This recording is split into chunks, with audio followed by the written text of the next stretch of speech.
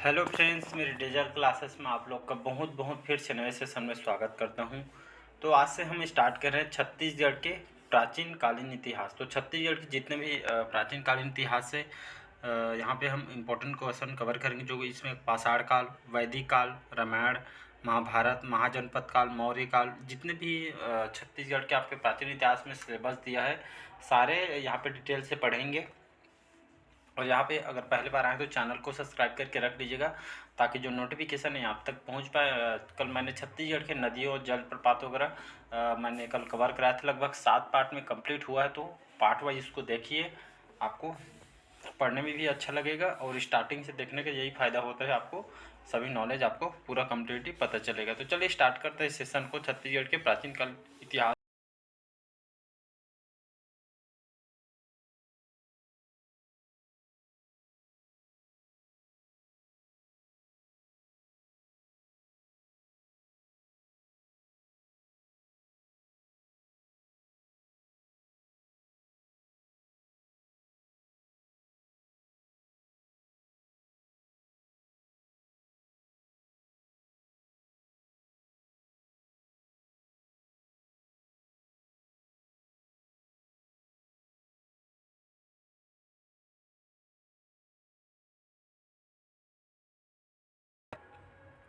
ये आपके जो निवासी स्थान बने हैं सभी आपके उत्तर पाषाण काल के हैं, तो इसको याद रखिएगा। इसको मतलब चित्रांकन द्वारा इसको प्रदर्शित किया गया है, तो इसको याद रखिएगा।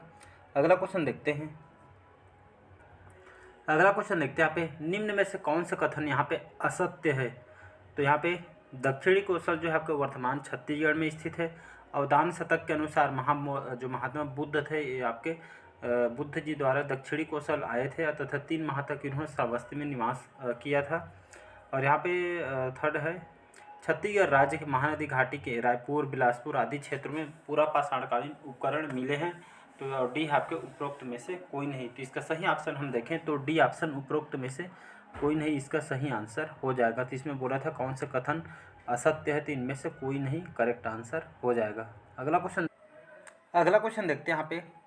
सरपुरी वंश की समाप्ति के बाद किस वंश के शासकों ने दक्षिण कोसल राज्य मतलब दक्षिण कोसल पर राज किया था।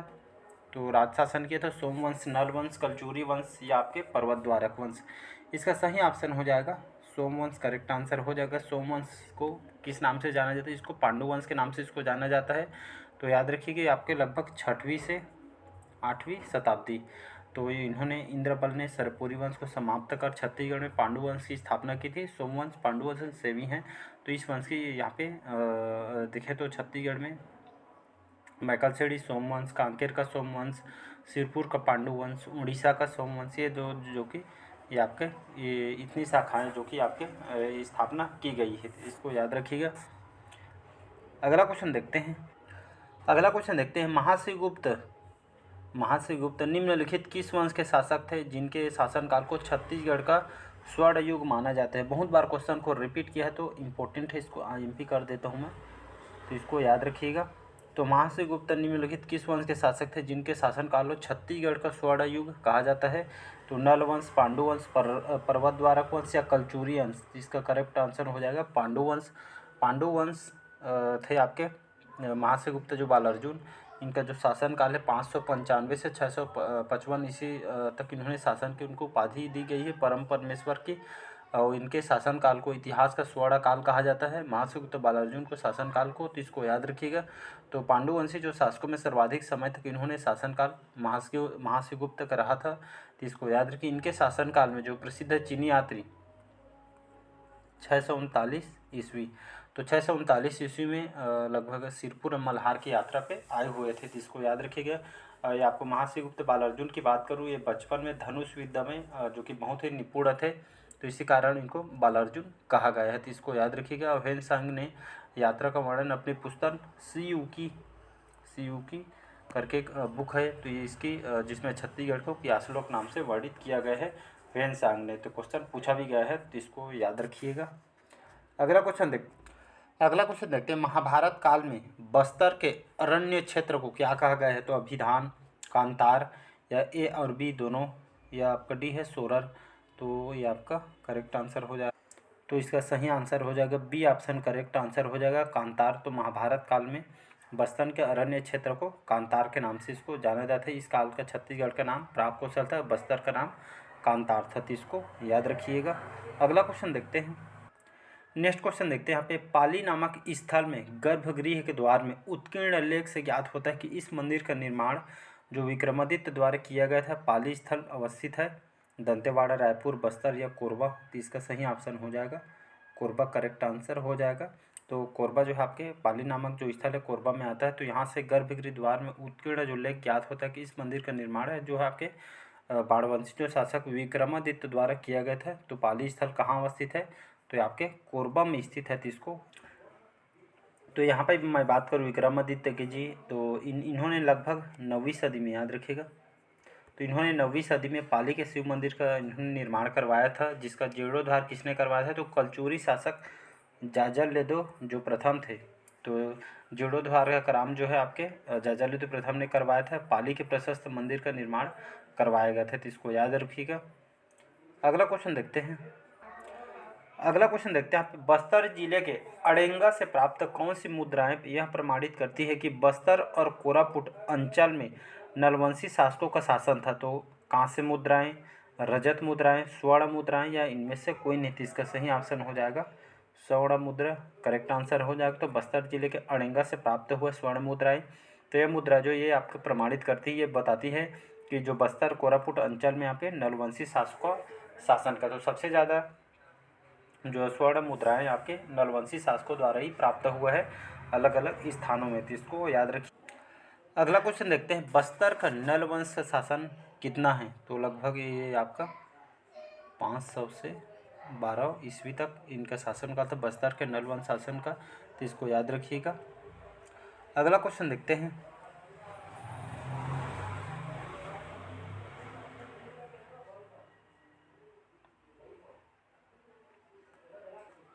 अगला क्वेश्चन है, बस्तर के कोरापुट क्षेत्र के नलवंश का संस्थापक किसको कहा जाता है, तो सरवराज, शिशुक, भवदत्त वर्मन, अर्थपति, ये आपका करेक्ट आंसर हो जाएगा शिशुक, याद रखिएगा। तो नलवंश लगभग 4वीं से 12वीं सदी तक इन्होंने शासनकाल रहा था।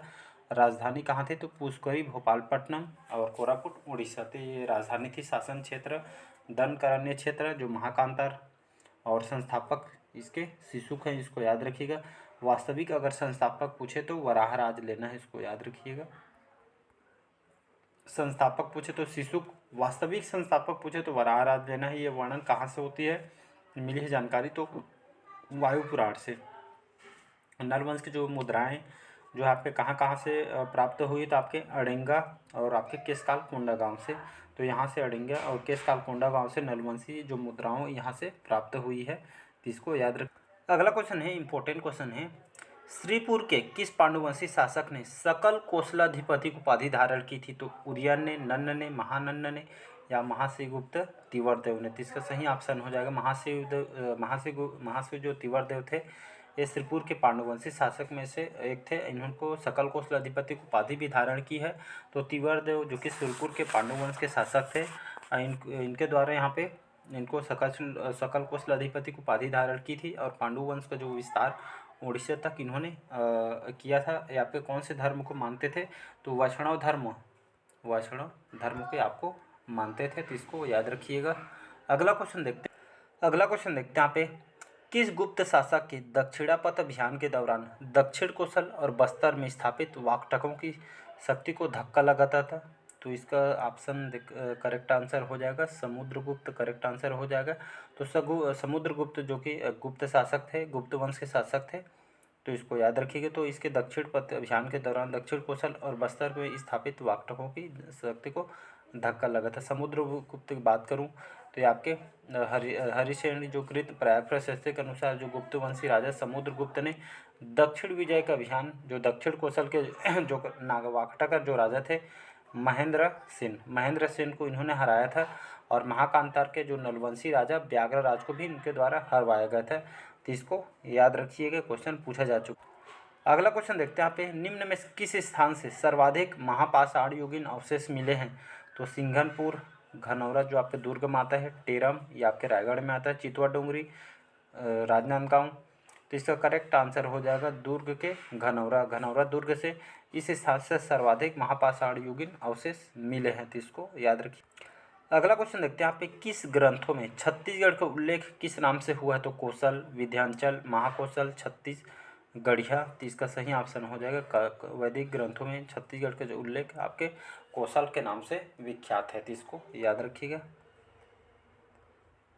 नेक्स्ट क्वेश्चन देखते अगला क्वेश्चन देखते हैं, अशोक जो मौर्य सम्राट थे, इन्होंने कोटाडोला सिंह स्तंभ का किस नगर में समीप है? तो बिलासपुर, राजनांदगांव, अंबिकापुर, कोरबा। तो इसका करेक्ट आंसर हो जाएगा अंबिकापुर। तो अशोक जो मौर्य सम्राट थे, तो कोटाडोला सिंह स्तंभ का जो नगर कहाँ के समीप है? तो अंबिकापुर के समीप है। अगला क्वेश्चन देखते हैं यहाँ पे, दुर्ग जिले के बानाबरत नामक स्थान से कौन सी काल की मुद्राओं की प्राप्ति हुई है? तो मौर्य, सातवाहन, कुषाण या गुप्त। इसका सही ऑप्शन हो जाएगा गुप्त वंश। तो दुर्ग जिले के बानाबरत नाम से हो रहे होंगे, तो दुर्ग जिले के बानाबरत से नामक स्थान से यहाँ पे गुप्त वंश के जो शासन काल की मुद्राएं यहाँ से प्राप्त हुई है, तो इसको याद रखिए। जानकारी कहाँ से मिलती है? तो हरिशंकृत प्रयाग प्रशस्ति से इसकी जानकारी मिलती है। तो ये आपका मुद्रा कहाँ से? बानाबरत आपके दुर्ग से, अब पिटाईवल्द आपके रायपुर से। तो इन दोनों से गुप्तकालीन सिक्के प्राप्त हुई हैं। नेक्स्ट अगला क्वेश्चन देखते हैं, किस बौद्ध यात्री ने छत्तीसगढ़ की यात्रा की थी? तो फाहियान ने, इत्सिंग ने, वेनसांग ने या सुंगयून ने। तो इसका सही ऑप्शन हो जाएगा वेनसांग। तो आपके ये बौद्ध यात्री थी, इन्होंने छत्तीसगढ़ की यात्रा की थी। वेनसांग ने किसके शासनकाल में?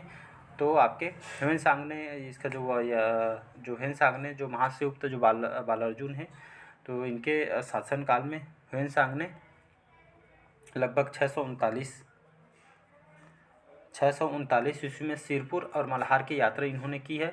और वेनसांग ने जो अपने यहाँ पे जो घूमे फिरे हैं, इस यात्रा का वर्णन जो अपनी पुस्तक सियुकी करके एक पुस्तक है उनकी, तो इसमें छत्तीसगढ़ को कियाश्लोक नाम से वर्णित किया गया है। तो इसको याद रखिए, बहुत बार क्वेश्चन पूछा गया है। अगला क्वेश्चन देखते हैं, अगला क्वेश्चन देखते हैं, किस नलवंशी राजा ने राजिम के प्रसिद्ध जो राजीव लोचन मंदिर का निर्माण करवाया था? तो विलासतुंग ने, भवदत्त ने, अर्थपति ने या स्कंद वर्मा ने। तो इसका सही ऑप्शन हो जाएगा, आपके पीएससी और व्यापम में क्वेश्चन पूछा जा चुका है।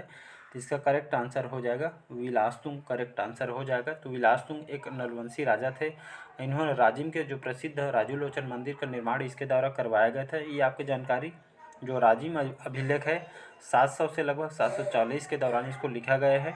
और ये आपके विलासतुंग के जो राजिम शिलालेख से आपकी जानकारी मिलती है। और लगभग 7वीं से 8वीं शताब्दी के दौरान विलासतुंग ने लगभग राजीव लोचन मंदिर का निर्माण करवाया गया था, जो वर्तमान में गरियाबंद जिले में आता है, इसको याद रखिएगा। तो इनके द्वारा बनवाया गया था। और राजीव लोचन मंदिर का जीर्णोद्धार किसके द्वारा करवाया गया था? तो ये आपके कलचुरी शासक पृथ्वीदेव द्वितीय। तो पृथ्वीदेव द्वितीय के सेनापति जो जगतपाल के द्वारा इसको जीर्णोद्धार का काम करवाया गया था, तो इसको याद रखिएगा। तो अगर पूछे राजीव लोचन मंदिर का निर्माण किसने करवाया, तो विलासतुंग लेना है। जीर्णोद्धार का काम किसने करवाया था? तो आपके कलचुरी शासक पृथ्वीदेव द्वितीय के सेनापति जगतपाल के द्वारा किया गया, तो इसको याद रखिएगा। नेक्स्ट क्वेश्चन अगला क्वेश्चन देखते हैं यहाँ पे, सिरपुर के प्रसिद्ध लक्ष्मण मंदिर के जो निर्मात्री हैं वाष्टा का संबंध किस वंश से है? तो पांडु वंश, सरपुरी वंश, नल वंश या कलचुरी वंश। तो इनका संबंध पांडु वंश से था। तो सिरपुर के जो प्रसिद्ध लक्ष्मण मंदिर का जो निर्माण है रानी वाष्टा के द्वारा करवाया गया था। तो हर्षगुप्त को जानते होंगे एक सिरपुर के पांडु वंश के राजा थे। तो इनको इनके विवाह जो मगध मौखरी वंश के राजा सूर्यवर्मा की पुत्री रानी वाष्टा से इनका विवाह हुआ था। फिर हर्षगुप्त की मृत्यु के पश्चात जो रानी वाष्टा ने महाशिवगुप्त बालार्जुन के शासनकाल इनके शासनकाल में सिरपुर में एक प्रसिद्ध लक्ष्मण मंदिर का निर्माण करवाया था। तो इसको याद रखिए, ये जो मंदिर है आपके लाल ईंटों से निर्मित गुप्तकालीन का श्रेष्ठ उदाहरण माना जाता है। और ये जो भगवान विष्णु भगवान जी का मंदिर है, तो इसको याद रखिएगा।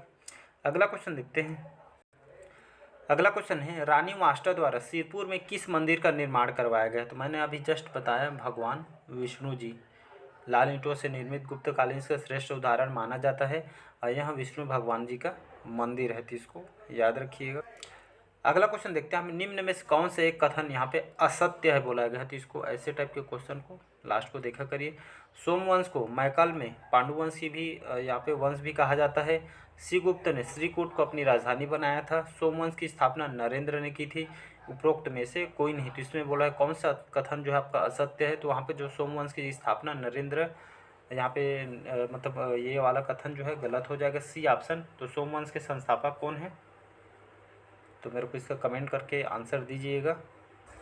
तो इसका मेरे को सोमवंश की स्थापना, जो सोमवंश को पांडुवंश भी कहा जाता है, तो मैंने जस्ट स्टार्टिंग में पढ़ाया था। तो इसके संस्थापक कौन है मेरे को कमेंट करके बताइए कि स्थापना किसको द्वारा करवाया गया है। तो यहाँ पे कथन असत्य है, लेकिन मेरे को कमेंट बॉक्स में इसका आंसर दीजिए। तो आज का सेशन यहीं तक रखते हैं, बाकी जो अगला पार्ट कर लेकर आऊँ मैं, तो कमेंट करके बताइए कि इसका आंसर। और अच्छा लगे चैनल को लाइक सब्सक्राइब और कमेंट कीजिएगा। Thank you.